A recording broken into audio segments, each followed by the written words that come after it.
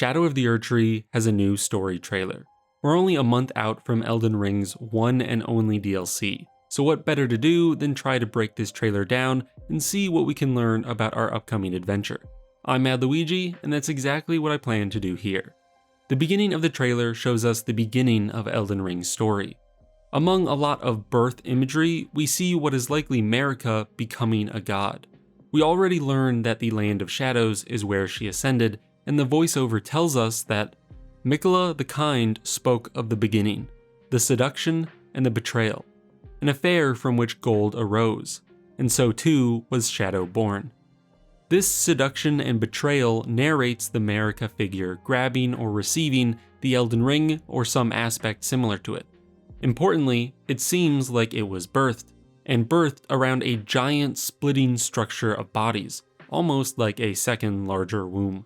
The shot composition lines up with the words about gold and shadow arising, and these are similar to the opening of Dark Souls as well, when flame was born in a world of gray, and that flame also gave life to darkness through the shadows it cast. Here it seems like the birth of gold also gave way to shadows.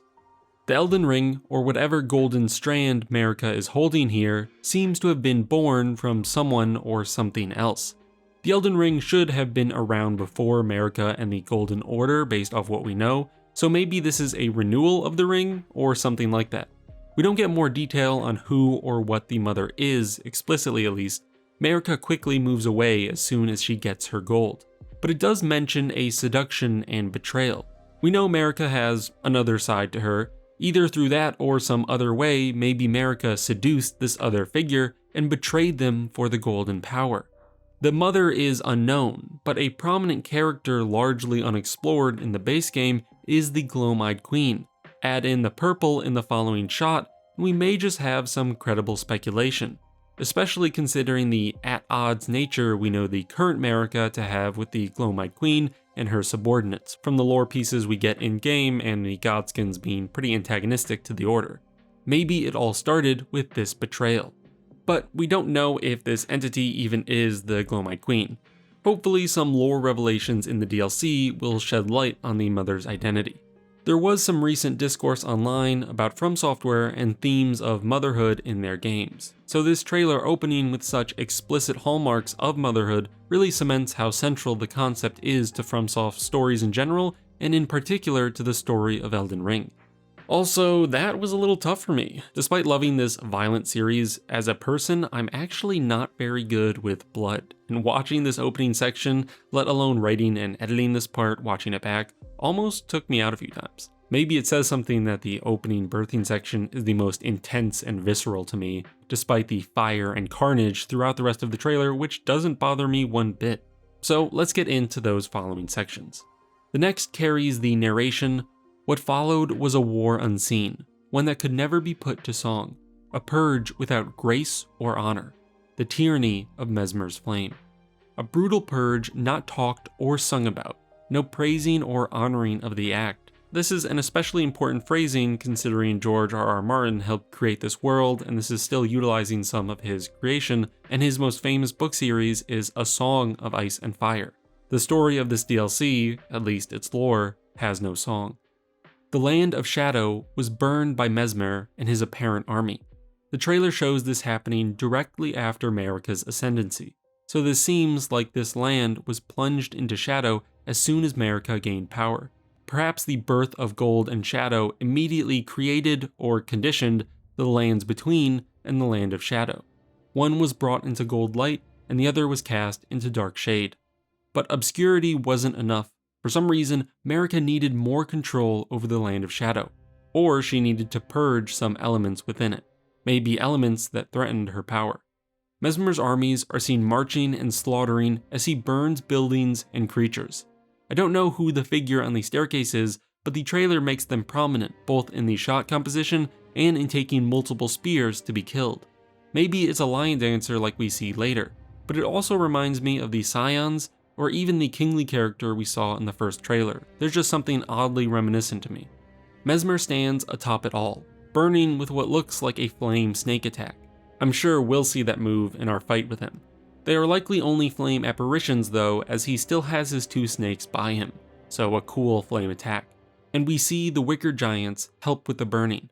Considering what we see later, I think the fact that the giants have a sun medallion on their front with rays that could look like crucible or omen horns is significant during this purge. This is not a war or honorable battle. As the narration tells us, it is a graceless purge. The wording and the trailer itself make it clear to me. It is likely targeting those without grace. Or if that doesn't apply to this land in the same way, it's targeting whatever is similar to the graceless beings that we know in our land, such as the Omen and Misbegotten, creatures that bear relation to the Crucible and the ancient world. We briefly see someone holding a spear or something twisted, sitting amidst Mesmer's flames.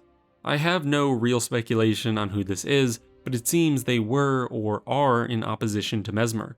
Maybe they will be an ally or a spurned, hopeless figure who is another boss. They have a pretty interesting and unique silhouette and design, so it's pretty safe to say they will have some prominent feature in the DLC.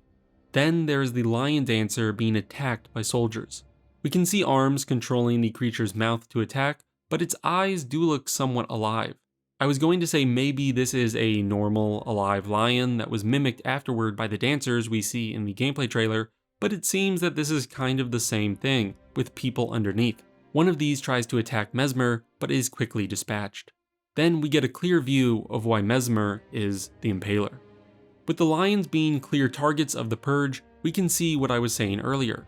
With their crucible-esque horns and connection to an ancient culture, it seems safe to say that this purge is targeting those without grace, or who existed with some strength before the current age of gold and shadow. It mirrors the persecution we see in the main game in the Lands Between, except this might have been done even earlier. Godfrey had his Crucible Knights, but it seemed like they were able to hold command during part of the conquests of the Golden Order. They weren't sidelined till later on. Here, though, the merciless hunting of Crucible-connected creatures happens as soon as Marika ushers in the gold. It's presented directly after her acquisition of the ring or rune or some other golden strands.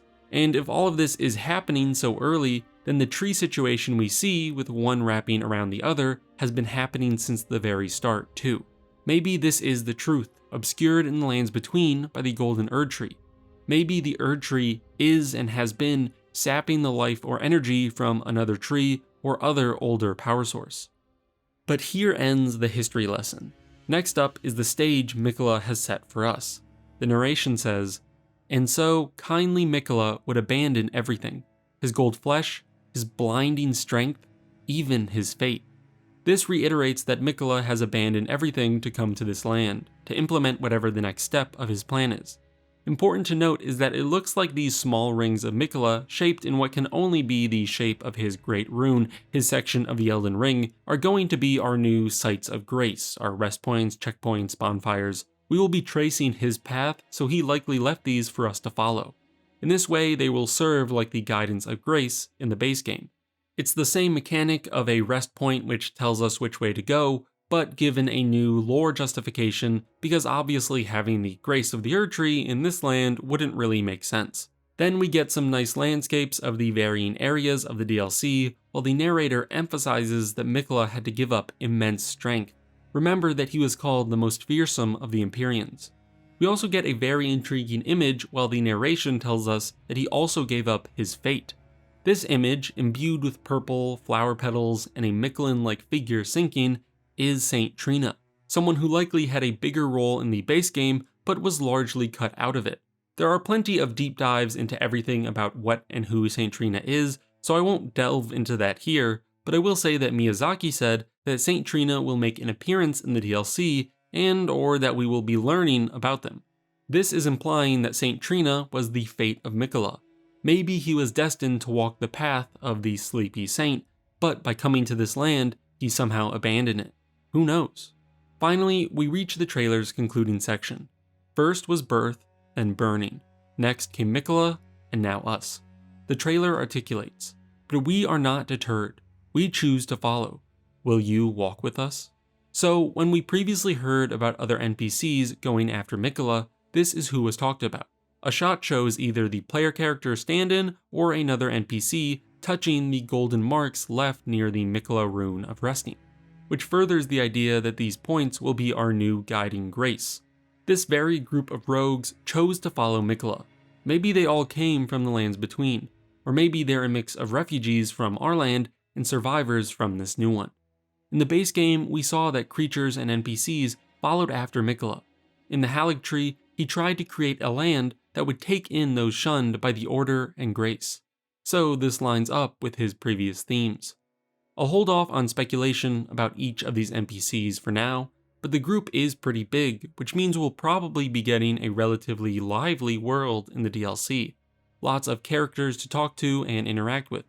The trailer ends with the narrator, who is evidently one of these followers, asking us if we will walk with them, if we will join them in their following of Miquella. We obviously are following after Miquella too, so in a way we definitely will be joining them. However, we are not entirely certain of what their motives are. We really don't even know what Miquella's full motives are either. So we may likely start this DLC as comrades of a kind with this group we're both following after Miquella. But it could really go any way, whether or not we stay on the same side throughout our adventure, or they become enemies or mini-bosses or what have you. And that is the end of the trailer. All that's left is the reminder that we are exactly 1 month away from the DLC coming out, or sooner if you're watching this after the initial release. Now, we may also be getting more content before the DLC actually comes out, as some streamers and content creators have been invited to play parts of the DLC early. If that early gameplay or content does come out and reveals new info, I may have a video on it as well.